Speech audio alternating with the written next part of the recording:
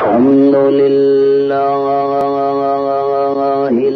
الذي هدانا لهذا وما كنا لنهتدي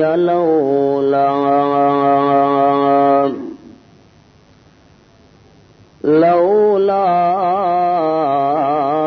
أن هدانا الله والصلاة والسلام على سيد الرسل وخاتم الأنبياء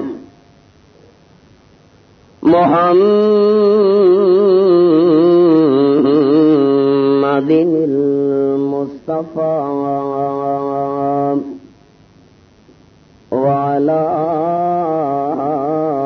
آله وأصحابه الأتقياء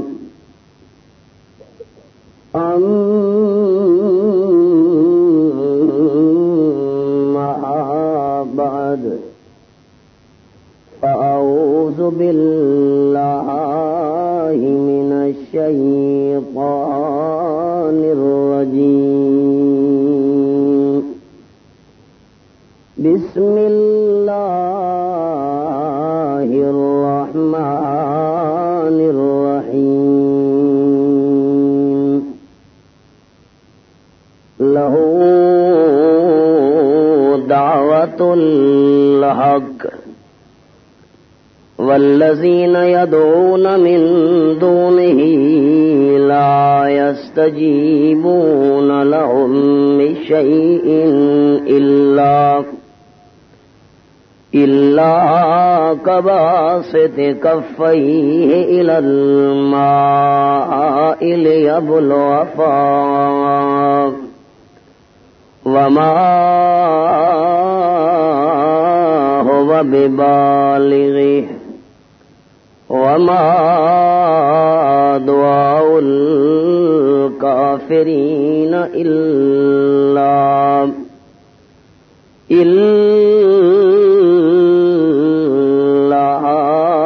في ضلال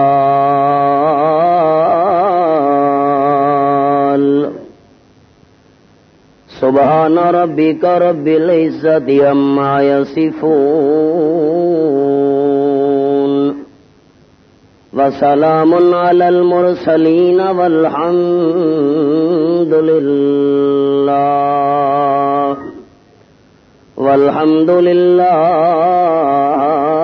رب العالمين إن الله وملائكته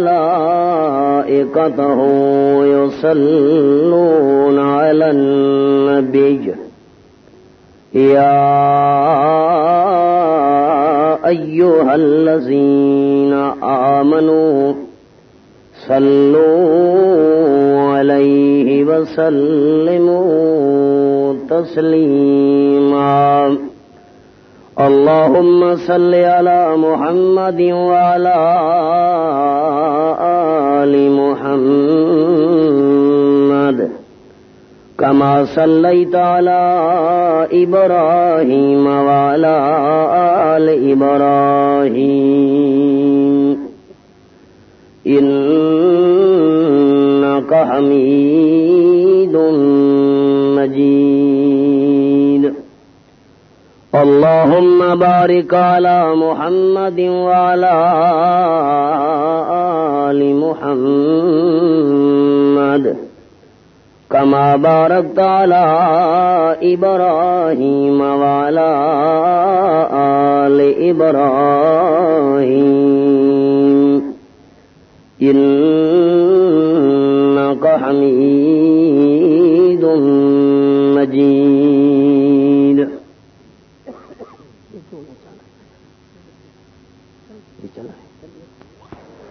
انتہائی قابل صد احترام علماء کرام، محترم بزرگوں، بھائیوں، دوستو، عزیز ساتھیوں، السلام علیکم ورحمۃ اللہ وبرکاتہ۔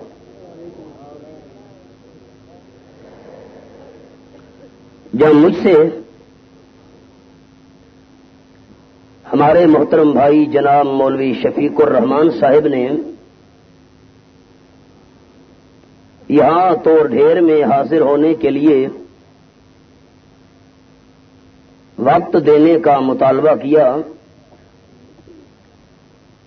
تو میرے ذہن کے اندر یہ بات نہیں تھی کہ اتنی کثرت کے ساتھ احباب یہاں جمع ہوں گے۔ خیال تھا بس چند افراد ہوں گے، دو چار باتیں سنانے کے بعد اجازت چاہوں گا، لیکن آپ احباب کا ذوق و شوق، انتظام، توحید و سنت کے ساتھ والہانہ محبت،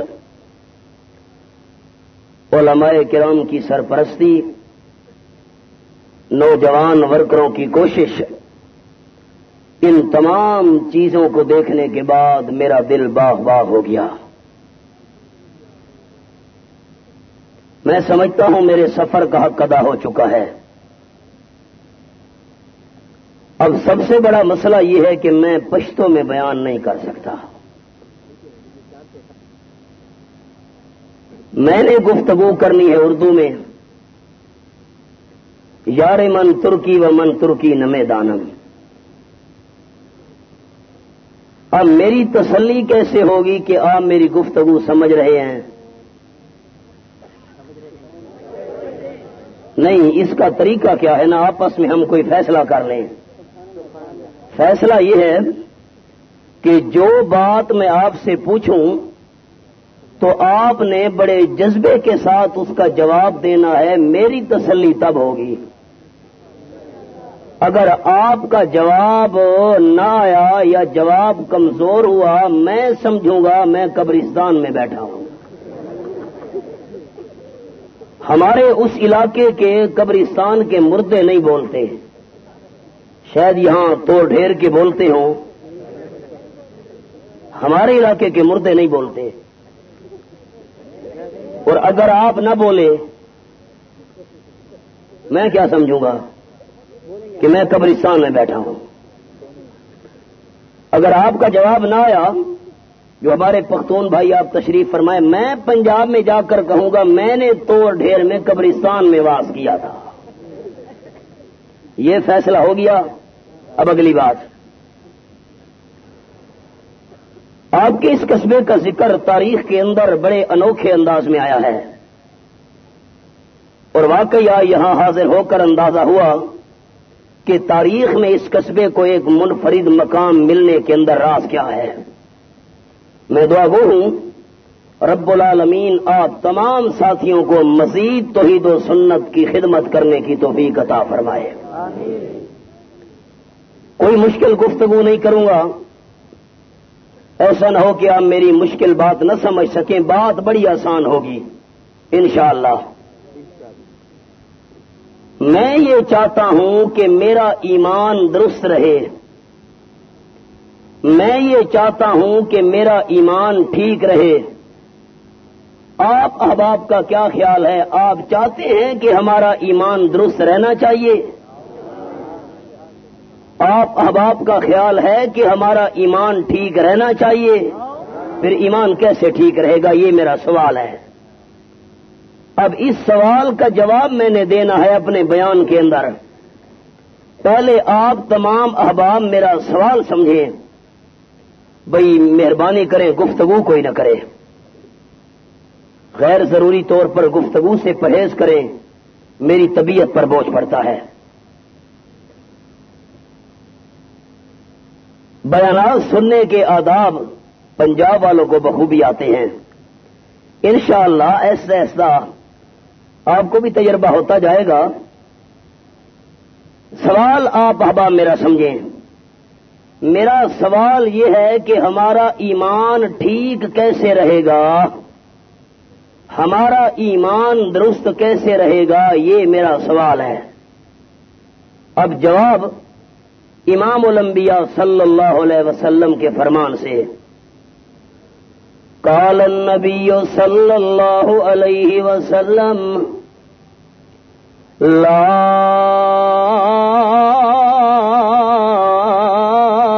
يستقيم ایمان عبد حتی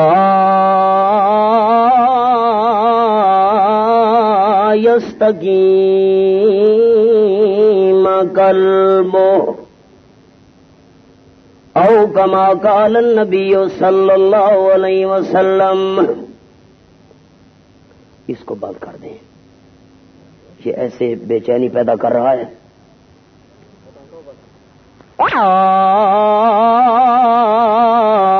یستقیم ایمان عبد حتی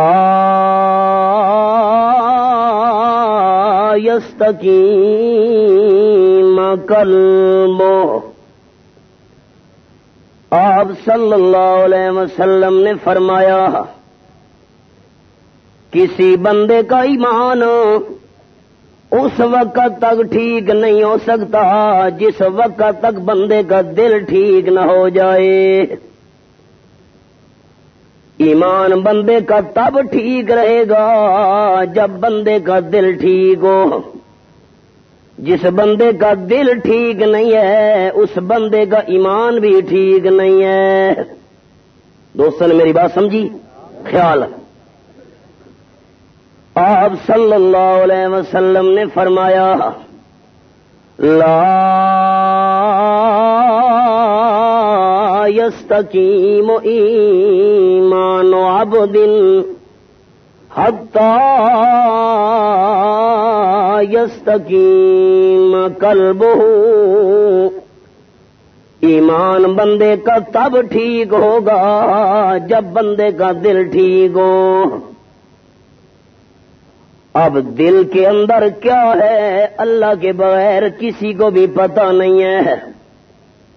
میرا دل ٹھیک ہے، آپ کو پتہ نہیں ہے، آپ کا دل ٹھیک ہے، مجھے پتہ نہیں ہے۔ اب ذرا اللہ کا نام محبت سے لینا، دل کا حال جاننے والا صرف کون ہے؟ علماء سے معذرت کے ساتھ یہ کوئی ذکر بالجار نہیں ہے، یہ تو دل کے اندر جو ایمان ہے وہ زبان سے ظاہر کر رہے ہیں۔ میرے دل کا حال آپ نہیں جانتے، آپ کے دل کا حال میں نہیں جانتا۔ ہمارے دل کا حال جاننے والا صرف کون ہے؟ اللہ کے بغیر کسی کو بھی دل کے حال کا پتہ نہیں ہے۔ ہاں، ہم خالی خطیب کی بات کا جواب دینے کے لیے تیار نہیں ہیں، محنت نہیں لگی نا۔ محنت شیخ القرآن مولانا محمد طاہر سے پوچھتے، جن کو میاں والی کے ریلوے اسٹیشن پر اتنے پتھر مارے گئے، حضرت شیخ القرآن رحمت اللہ علیہ کا سارا وجود خون سے رنگین ہو گیا، لیکن اپنے وجود کو لہو لہان کروانا برداشت کیا، لیکن حضرت شیخ نے اللہ کریم کی توحید کا بیان نہیں چھوڑا۔ اب تو اللہ کا نام محبت سے لیجئے، ہم سب کے دلوں کا حال جاننے والا صرف کون ہے؟ اللہ کے بغیر کسی کو بھی دل کے حال کا پتہ نہیں ہے۔ اللہ اللہ باب خیال، ایمان تب ٹھیک ہوگا کہ بندے کا دل ٹھیک ہو، اور دل کا پتہ تو اللہ کے بغیر کسی کو نہیں ہے۔ یہ میرے سامنے رب العالمین کی لاریب کتاب اور سورت کا نام سورت یوسف 12واں پارہ، یہاں رب العالمین نے کیا انداز ذکر کیا۔ اللہ اللہ مالک کائنات فرماتے ہیں اذ قالوا لَيُوسُفُ وَأَخُوهُ أَحَبُّ إِلَىٰ أَبِينَا مِنَّا وَنَحْنُ عُصْبَةٌ إِنَّ أَبَانَا لَفِي ضَلَالٍ مُّبِينٍ۔ آیت نمبر 8 میرے سامنے کھلی ہوئی ہے، سورۃ یوسف 12واں پارہ۔ حضرت یوسف علیہ السلام کے 10 بھائی اکٹھے ہو گئے، آپس میں مشورہ کر رہے ہیں، رب العالمین کی ان کی بات اپنے کلام کے اندر نقل کی ہے۔ حضرت یوسف علیہ السلام کے بھائی کہہ رہے ہیں ہمیں تو سمجھ نہیں آتی، ہمارا والد حضرت یعقوب علیہ السلام حضرت یوسف سے پیار زیادہ کرتا ہے، اس کے سگے بھائی بنیامین سے پیار زیادہ کرتا ہے، ہمارے ساتھ پیار زیادہ نہیں کرتا۔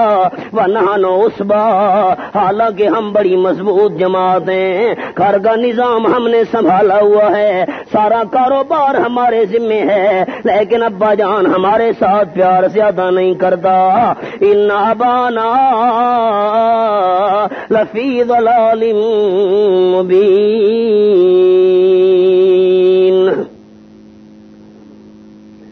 کیا مسئلہ ہے آپ کے سپیکر کا؟ اللہ کے بندو اتنے سارے مائک لگا دیے، ایک مائک ہوتا ایک سپیکر ہوتا بس کام بن جاتا، کیا کریں آپ؟ اور ہاتھ میں تلوار بھی نہیں۔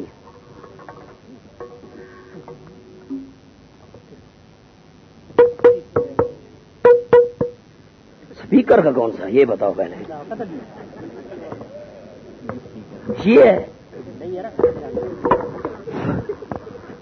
آپ گاؤں، لیکن آپ بہت سادہ ہیں، ان سپیکروں کا کون سا مائک ہے؟ یہ ہے۔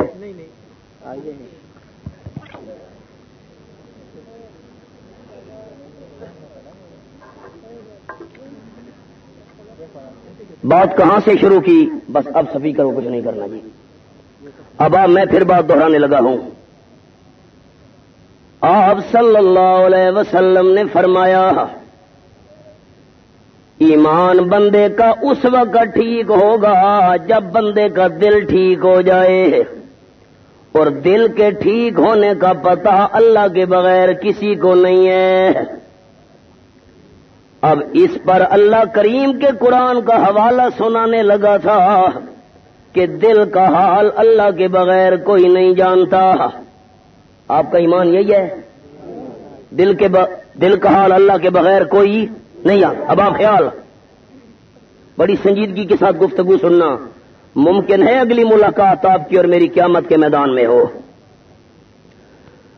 10 بھائی اکٹھے ہو کر آپس میں مشورہ کر رہے ہیں کہ حضرت یعقوب علیہ السلام ہمارے والد کا پیار حضرت یوسف کے ساتھ زیادہ ہے، اور اس کے سگے بھائی بنیامین کے ساتھ بھی پیار زیادہ ہے، گھر کا سارا کاروبار ہم نے سنبھالا ہوا ہے، سارا نظام ہم نے سنبھالا ہوا ہے، اور محبت حضرت یوسف کے ساتھ زیادہ۔ اب کیا کرنا چاہیے؟ اقتلوا یوسف او اطرحوہ ارضا یخل لکم وجہ ابیکم وتکونوا من بعدہ قوما صالحین۔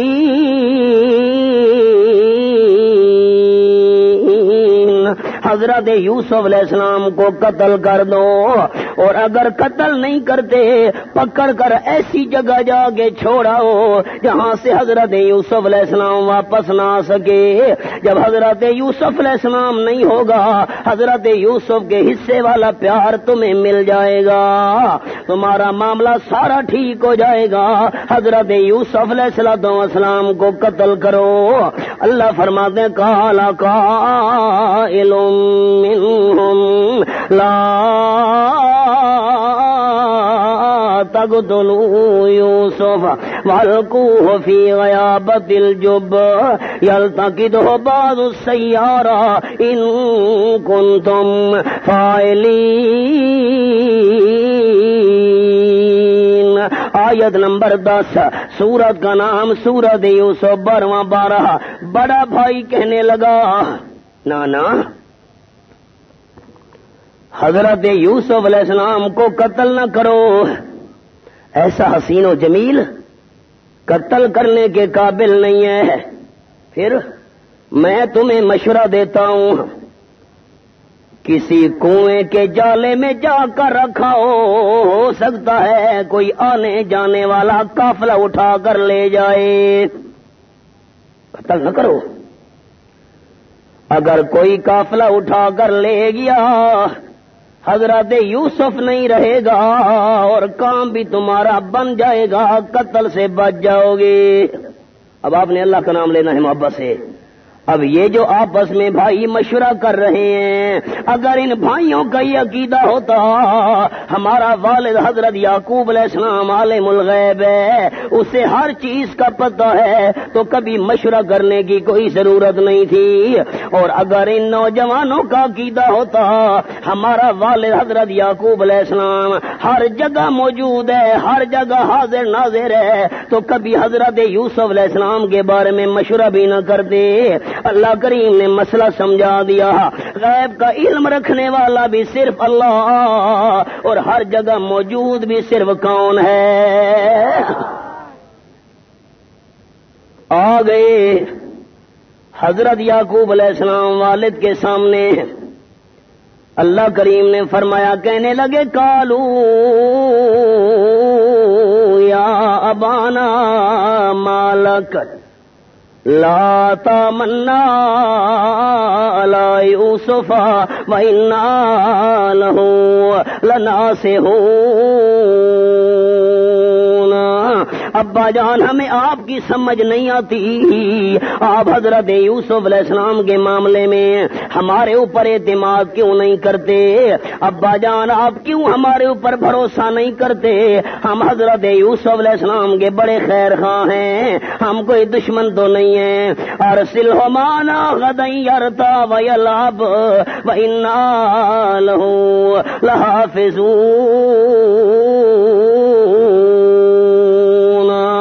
آیت نمبر 12 سورۃ یوسف اور 12. ابا جان آج کا دن تو گزر گیا, کل حضرت یوسف علیہ السلام کو ہمارے ساتھ بھیج دو. جنگل میں میوے کھائے گا, ورزش کرے گا, بھاگے گا, دوڑے گا, صحت بھی حضرت یوسف کی اچھی ہو جائے گی, اور فکر کرنے کی کوئی ضرورت نہیں ہے. ہم حضرت یوسف علیہ السلام کے پہرے دیں گے, ہم نگرانی کریں گے, حفاظت کریں گے. ابا جان حضرت یوسف کو ہمارے ساتھ بھیج.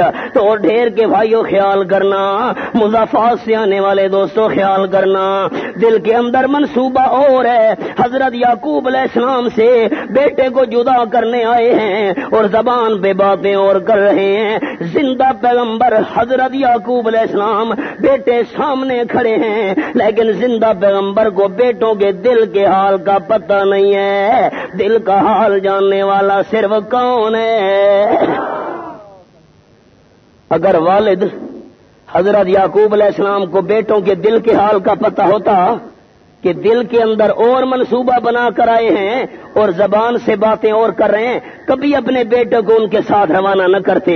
پھر محبت سے اللہ کا نام لے لیجئے, تاکہ ہمارا یہ جواب, میرا سوال آپ کا جواب فرشتے نوٹ کر رہے ہیں. کیا پتہ قیامت کے میدان میں یہی سوال و جواب نجات کا ذریعہ بن جائے. دل کا حال جاننے والا صرف کون ہے؟ پاکستان والے کہتے ہیں مردوں کو پتہ ہے. پنجاب میں مولوی صاحب واز کر رہا تھا, اس نے کہا پنجاب والوں قبرستان میں جاؤ نا, تو قبر کے جو مردہ ہوتا ہے اس کے پاؤں کی طرف کھڑے ہوا کرو. لوگوں نے کہا کیوں؟ انہوں نے کہا جب تم قبر کی پاؤں کی طرف سے کھڑے ہوو گے نا تو مردہ دیکھ رہا ہوتا ہے, اگر سر کی طرف سے کھڑے ہوو گے تو مردے کو گردن پھیرنی پڑے گی. اندازہ لگا, ہائے ہائے اتنا دھوکہ. حضرت یعقوب علیہ السلام کے سامنے بیٹے کھڑے ہیں. ابا جان ہمارے بھائی کو ہمارے ساتھ بھیجو, جنگل کے میوے کھائے گا, کھیلے گا, ورزش کرے گا, ہم پارے دیں گے, فکر کرنے کی کوئی ضرورت نہیں. حضرت یعقوب علیہ السلام فرمانے لگے, قال انی لیحزننی ان تذهبوا به واخاف ان یاکلہ الذئب وانتم عنہ